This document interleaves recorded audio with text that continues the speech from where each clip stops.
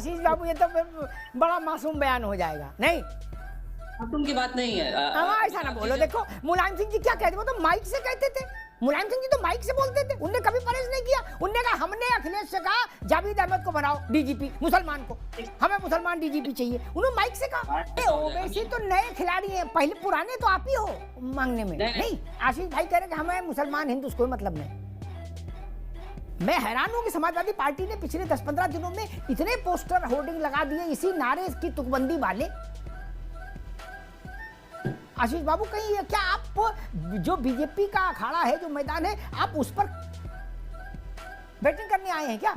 नमस्कार दोस्तों, स्वागत है आप सभी का हमारे फैमिली डिबेट शो में। दोस्तों आज का डिबेट हम कुछ नया लाए, क्योंकि दोस्तों आज का डिबेट होने वाला है अल्ताफ अग्नोत्री और एक सपा के प्रवक्ता उनके साथ होने वाला है। तो दोस्तों डिबेट बहुत ही अच्छा है, क्योंकि दोस्तों अल्ताफ अग्नोत्री आप तो जानते हैं बात का बतंगड़ करके ही हर चीज़ का आंसर देते हैं, और सपा के प्रवक्ता के साथ साथ बीजेपी के प्रवक्ता भी है वहाँ पे। और बीजेपी के प्रवक्ता का निशाना सपा पे रहता है और सपा का निशाना बीजेपी पे रहता है।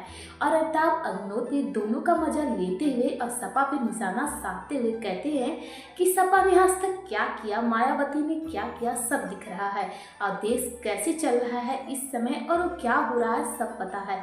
तो दोस्तों डिबेट काफ़ी धमाकेदार होने वाला है, बहुत ही इंटरेस्टिंग है।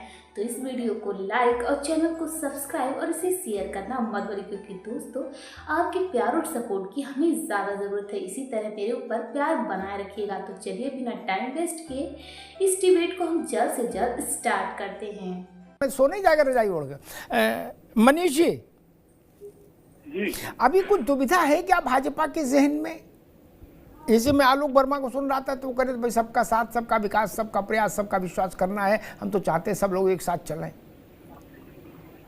और एक धारा है कि बटेंगे तो कटेंगे, और तीसरी धारा है जिसके जवाब में ये धारा भाजपा लाई है, योगी आदित्यनाथ लाए हैं और संघ ने और प्रधानमंत्री ने जिसको एंडोर्स किया, वो राहुल गांधी की धारा है कि एक एक जात की गिनती करानी है ताकि हमको पता रहे किस जात की कितनी ताकत। मनीष अग्रवाल, ये तो फिर कंफ्यूजन हो गया, फिर बैक टू स्क्वायर वन हो गई क्या मामला गाड़ी?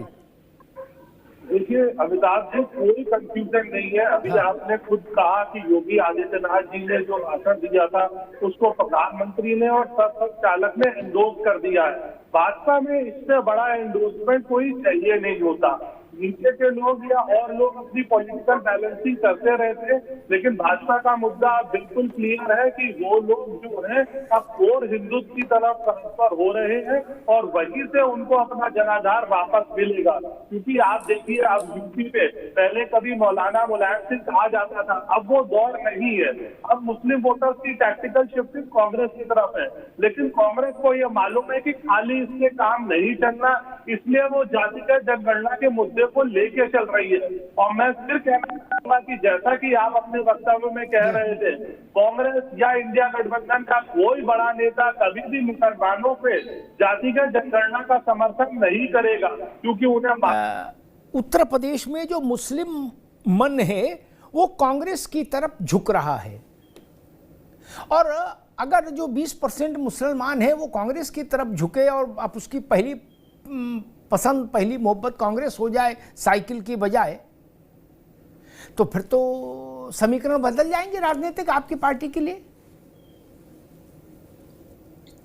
उससे पहले मैं हरियाणा का जिक्र काफी बार हुआ, तो मैं एक बात हरियाणा के चुनाव को लेकर कहना चाहता था कि अगर आप मत प्रतिशत देखें कि जो भारतीय जनता पार्टी को मत मिला प्रतिशत में और जो कांग्रेस को वहां मत प्रतिशत मिला था, उसमें बहुत छोटा सा अंतर है, बहुत ही मामूली सा अंतर है दोनों में। जो हरियाणा में मत प्रतिशत था, सीटों पे अंतर है, लेकिन जो टोटल मत जो दोनों पार्टियों को मिला है वो लगभग बराबर है।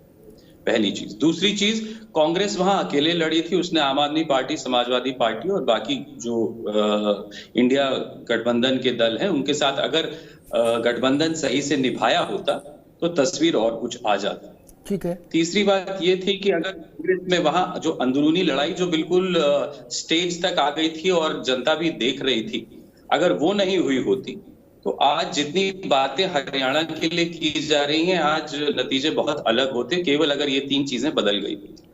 तो किसी नारे से वहां भारतीय जनता पार्टी नहीं जीती थी, कांग्रेस इन वजहों से वहां हारी थी। पहली बात तो ये है। दूसरी बात जो अभी जिक्र कर रहे थे कि मुसलमान यहाँ है कि वहां है, देखिए हम किसी मुसलमान या हिंदू को वोट हम नहीं मांगते।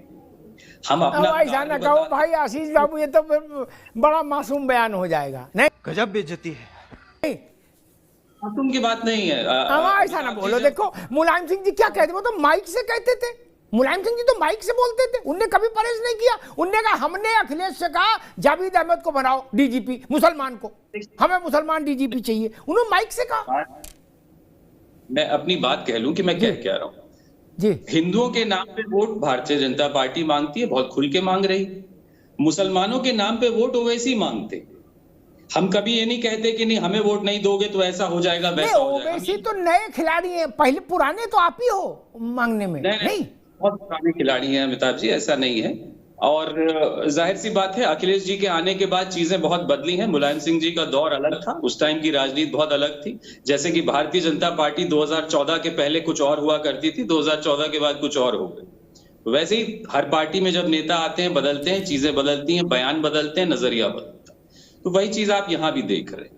अखिलेश जी आए, अखिलेश जी एक युवा हैं, उन्होंने एक नई दिशा दी समाजवादी पार्टी को, जो बहुत सी चीजों में उन्होंने बदलाव किया। और जैसा कि मैंने कहा कि हमारा तो कि काम आशीष भाई, आशीष जी, लेकिन अखिलेश जी और उनकी पार्टी ने ये बात भी, इस बात पर भी जोर देकर इस बात को भी दोहराया है कि बाई इलेक्शन में 9 में से 4 मुसलमान लड़ा रहे हैं हम।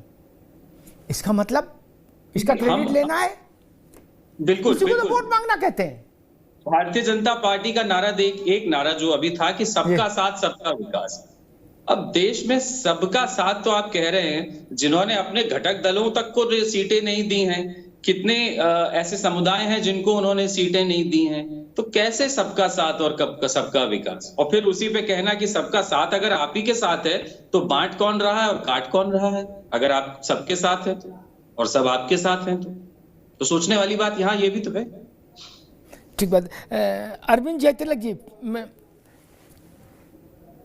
समाजवादी पार्टी कह रही है कि हमने कभी मुसलमान को टारगेट करके वोट नहीं मांगा, मुसलमान को लेकर।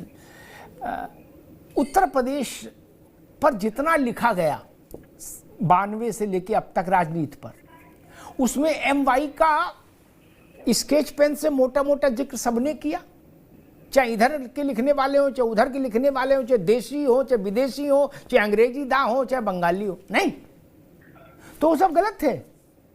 आशीष भाई कह रहे कि हमें मुसलमान हिंदू कोई मतलब नहीं। और अगर तुम लोग नए हो तो सब्सक्राइब करो, वो जो लाल वाला बटन है उस पर फूट फेंक के मारो या फिर मोमबत्ती, मुझे नहीं पता, बस क्लिक हो जाना चाहिए। तो दोस्तों आपने देखा कि अमिताभ अग्निहोत्री सपा पे कैसे निशाना साध रहे होते हैं और वहाँ बीजेपी के प्रवक्ता सपा पे निशाना कैसे साधे। तो दोस्तों डिबेट आपको कैसा लगा हमें कमेंट बॉक्स में बता सकते हैं। और दोस्तों अगर मेरे डिबेट में कोई भी गलती हो रहा है उसके लिए मैं क्षमा मांगती हूँ। और दोस्तों अगर आपकी कोई भी न्यू ओपिनियन है वो भी हमें कमेंट बॉक्स में बता सकते हैं। और इस वीडियो को लाइक और चैनल को सब्सक्राइब और इसी बेल आइकन दबाना मत भूलिए, क्योंकि दोस्तों आपके प्यार और सपोर्ट की हमें बहुत ही ज़रूरत है, क्योंकि आपके प्यार और सपोर्ट से मैं आगे बढ़ सकती हूँ। इसलिए इस वीडियो का नोटिफिकेशन हमेशा आपके चैनल पर जाते रहेगा, तो इसीलिए इसे बेल आइकन दबाना मत भूलिए। और इस वीडियो को इसी तरह लाइक और प्यार सपोर्ट दिखाते, क्योंकि रोज डेली मैं इस डिबेट पर नया चैनल पे हमेशा एक डिबेट लाती रहूँगी। तब तक